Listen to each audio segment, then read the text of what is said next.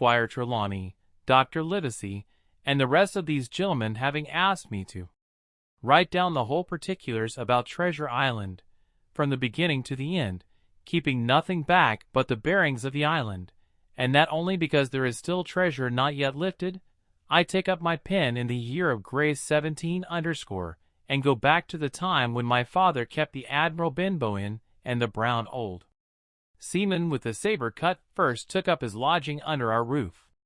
I remember him as if it were yesterday, as he came plodding to the inn door, his sea chest following behind him in a hand barrow, a tall, strong, heavy, nut-brown man, his tarry pigtail falling over the shoulder of his soiled blue coat, his hands ragged and scarred, with black, broken nails, and the saber cut across one cheek, a dirty, livid white. I remember him looking round the cover and whistling to himself as he did so, and then breaking out in that old sea song that he sang so often afterwards. 15 men on the dead man's chest, yo-ho-ho, and a bottle of rum, in the high, old tottering voice that seemed to have been tuned and broken at the capstan bars. Then he rapped on the door with a bit of stick like a handspike that he carried, and when my father appeared, called roughly for a glass of rum.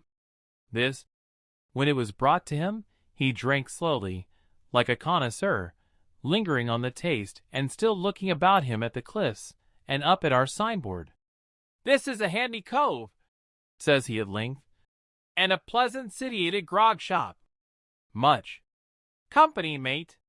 My father told him no, very little company, the more was the pity. "Well then," said he, "this is the berth for me. Here you, matey," he cried to the man who trundled the barrow. "Bring up alongside and help up my chest. I'll stay here a bit," he continued. "I'm a plain man. Rum and bacon and eggs is what I want. And that head up there for to watch ships off. What you mought call me?" "You must call me captain,"